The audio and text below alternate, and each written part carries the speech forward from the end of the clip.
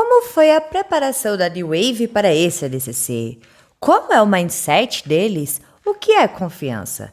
Então fique aí comigo para você saber mais sobre isso. Sejam bem-vindos ao BJJ Black Sheep Fit, seu programa de treinamento voltado para o jiu-jitsu. Mesmo você não sendo profissional e só quer melhorar na sua capacidade física para o jiu-jitsu, aqui é o lugar.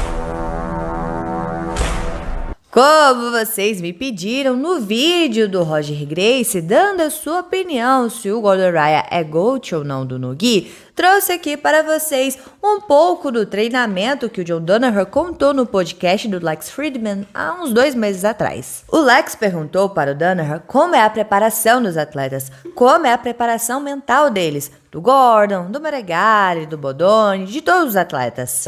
O Danaher diz que quando falam de preparação mental, tem que dar um passo atrás e perceber que quase todos os elementos que as pessoas descrevem como preparação mental têm um apoio físico. Literalmente, 95% das coisas que ele ensina aos atletas é a habilidade física. E é a sua crença que todo o aspecto mental da competição, o mais importante, que será a confiança nos palcos, é o resultado direto da acumulação de habilidades físicas. As pessoas tendem a ver confiança como um estágio mental, mas vem da performance física. Ele disse que viu em toda a sua vida psicólogos do esporte tentando criar confiança nos atletas através de conceitos não físicos. E isso sempre termina com os mesmos tipos de discursos motivacionais bregas, com vídeos de highlights que eles tentam bombar uma confiança artificial nas pessoas. E ele nunca ficou impressionado com isso e nem viu um efeito positivo na performance do atleta. O que ele vê para criar confiança é o sentido dos atletas estarem desenvolvendo habilidades e usando-as com sucesso sob condições bem próximas que eles estão se preparando para a competição. Assim que eles pegam isso, é onde a confiança verdadeira aparece. A confiança não vem das palavras, sim do acúmulo de habilidades. Então, quando se fala em aspectos mentais da competição, ele criou um programa onde é dado habilidades para cada um trabalhar. Habilidades que estão relacionadas no que ele acredita ser o elemento mais importante do sucesso para a competição da ADCC. E na academia, eles acumulam essas habilidades a todo momento. Ele diz que faz isso de 2 maneiras diferentes, dependendo se são habilidades defensivas ou ofensivas. Para a acumulação de habilidades ofensivas, ele gosta que seus atletas trabalhem com atletas menos habilidosos. Então eles vão ganhando confiança com o passar do tempo. Você nunca vai ver um iniciante de levantamento de peso começar com 200 quilos. Você começa com a barra de madeira, depois com a barra de metal e então vai aumentando o peso gradualmente. Mesma coisa no jiu-jitsu, você não vai começar um novo movimento fazendo no Gordon Ryan. Nunca vai ter sucesso. Então, ele tem os seus atletas praticando os ataques em faixas azuis e então vai aumentando a graduação. Já a defesa, ele começa nas profundezas, para os atletas verem como são as suas vulnerabilidades. Então, ele já coloca com atletas altamente competitivos, só para eles verem que existe um problema aqui. E então, eles trabalham as suas defesas em faixas menores e vai aumentando, onde aumenta a resistência. E assim, vai se criando uma confiança com o passar do tempo. Porque ele vai acumulando habilidades, experiências nessas situações. E com o tempo vão trocando até ir com atletas mais duros. Tipo, o Luke faz um rola pesado com o Gordon. Todos eles estão cientes que não existe ninguém no mundo melhor que o Gordon. Ah, galera, só lembrando que eu estou falando tudo que o Danaher falou. Então, se você tem uma luta competitiva com o Gordon, isso é um ótimo sinal. Então, eles começaram com pessoas relativamente de resistência leve e foi aumentando com o passar do tempo. E eles estão construindo a melhor resistência possível no jiu-jitsu. E o objetivo deles no treino não é vencer, e sim fornecer uma luta competitiva. Agora, o Gordon não tem problema nenhum com confiança. Para ele, é só um treinamento duro com pessoas que muitas vezes são melhores do que aqueles que ele vai enfrentar no palco. Já para os outros, eles obtêm uma avaliação clara de qual é o seu nível de habilidade atual. Então ele acrescenta isso a uma agenda competitiva onde os atletas devem ir na competição com a ideia de performar na frente de estranhos.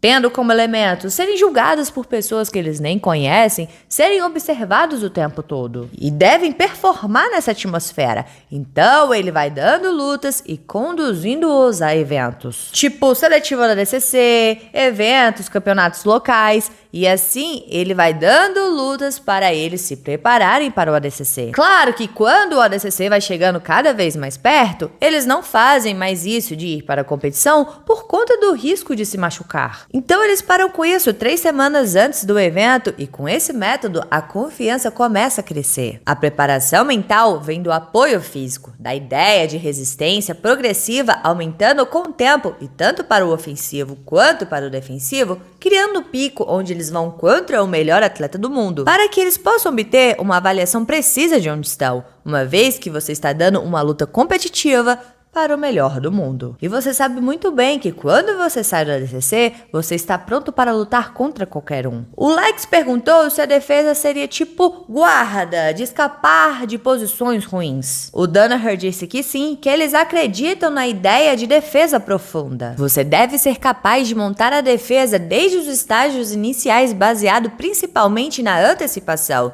de identificar o perigo visualmente antes de emergir, e tudo vem dos níveis de defesa profunda, onde você tem que estar 100% na defensiva. Posições terríveis que você tem que achar sua saída e voltar para uma posição neutra, ou voltar em uma posição melhor, de ataque. O Danaher disse que a maioria das pessoas vê treino e competição como 2 coisas separadas, onde na competição tem torcida, tem gente gritando, tem música. No ADCC, por exemplo, teve até fogo. Mas na verdade é uma luta de grappling entre 2 atletas, onde o árbitro tá ali para eles aplicarem as regras do evento. Então ele faz com que os seus alunos vejam a realidade, que são eles e o árbitro. E os eventos vendem o que não é realidade, é algo maior, diferente, a música, o show à parte, o que não tornam mais uma luta de grappling, mas uma luta de performance. É um teatro. E o objetivo dele como coach é dissipar isso, é dizer que quando eles vão lá é apenas uma realidade.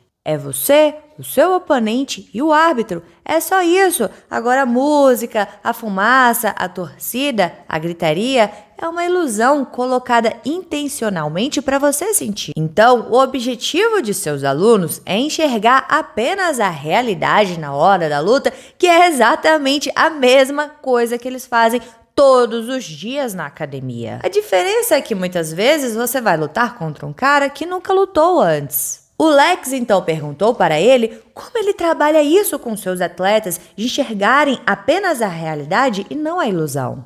O Danaher disse que é a mesma coisa com o mágico. Quando ele faz a mágica, você fica encantado, mas quando ele te explica como que faz a mágica, perde a graça. Você não consegue mais ver a mágica, vê somente como ele faz aquilo. Então a mesma ideia, ele trabalha com seus alunos mostrando que aquilo é uma ilusão, para eles enxergarem somente a realidade. O Lex perguntou se no treinamento ele tenta colocar a intensidade da competição. O Danaher disse que não, porque seria burrice, os atletas iriam se machucar. Você pode fazer em períodos curtos, mas o treinamento tem que ser monitorado cuidadosamente com os níveis de intensidade. Lembrando que eles treinam 7 dias por semana, no mínimo 2 vezes por dia, então a cada 5 rounds pode ser com uma intensidade maior. Mas não 7 dias na semana, 3 vezes por dia, porque isso ia quebrar os corpos. Então, em 3 horas de sparring por dia, 15 minutos podem ser mais pegados. Isso é mais que suficiente para ter um psicológico pronto para essa intensidade. Mas eles não esgotam os corpos toda vez.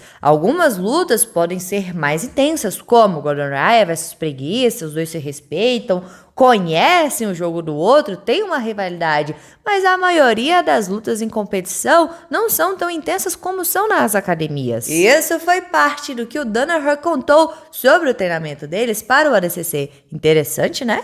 Vocês fazem isso na sua academia? Galera, como chegamos no final do ano, algumas academias de Jiu nem estão funcionando nesse restinho de mês. O que eu vou fazer? Eu vou ficar trazendo para vocês essas traduções de podcasts do Danaher, do Gordon, do Roger, enfim, de vários para vocês, exatamente para quem não tá podendo trabalhar o corpo no Gil, a gente aprender novos conceitos, diferentes ideias para começar 2023 daquele jeito. Agora me conta aqui, o que você achou desse sistema do Danaher? Deixa aqui embaixo a sua opinião, bora conversar sobre isso, porque é sempre bom conversar sobre jiu-jitsu. E não se esqueça de se inscrever no canal, curtir e comentar para dar aquela moral pra Rafa, porque aqui tem vídeo de jiu-jitsu todos os dias. Todos os dias. Então valeu, galera, ficamos por aqui. Tchau, obrigado, João. Deixei esse videozinho aqui pra você, que foi o bate-papo que o Roger Gracie fez com o Lex Fridman, e lá ele falou, na sua opinião, se o Gordon Ryan é GOAT ou não do Nogi. Se você não assistiu, assista porque eu recomendo.